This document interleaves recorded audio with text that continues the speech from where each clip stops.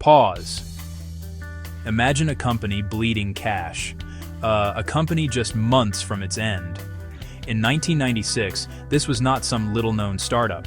This was Apple.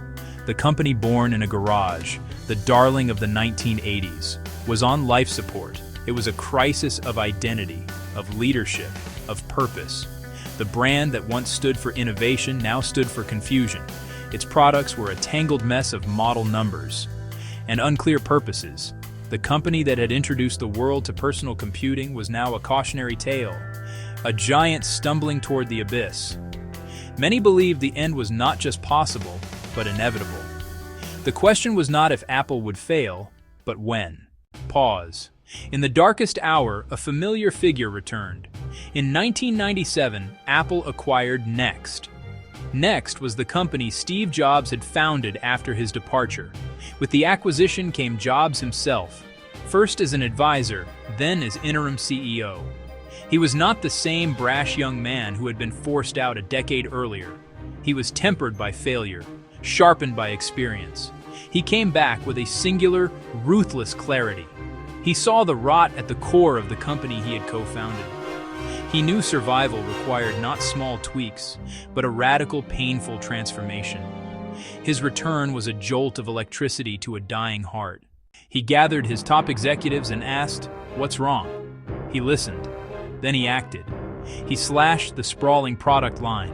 In one legendary meeting, he drew a 2x2 grid on a whiteboard. Column, consumer column, pro row, desktop row, portable. He declared Apple would make only 4 products, 1 per quadrant.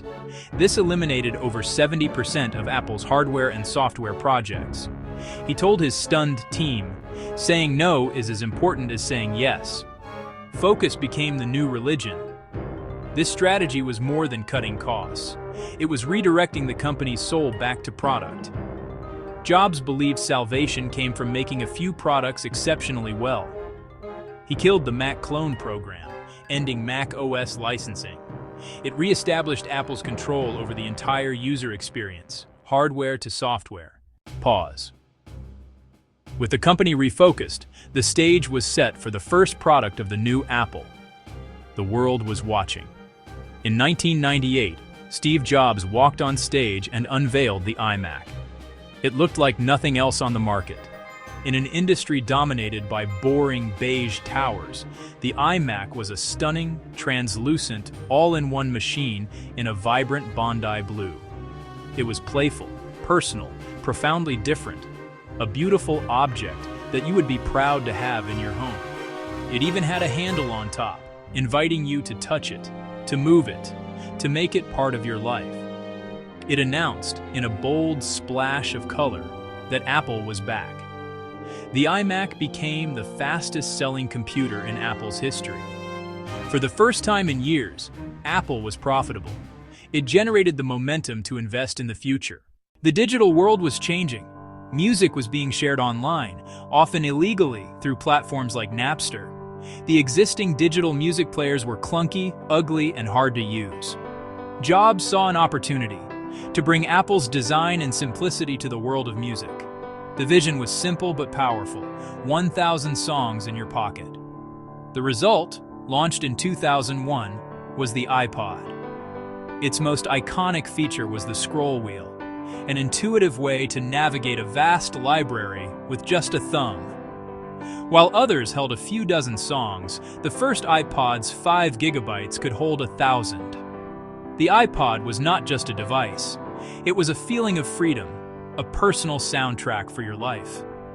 Then came iTunes, and in 2003, a legal store that sold songs for 99 cents.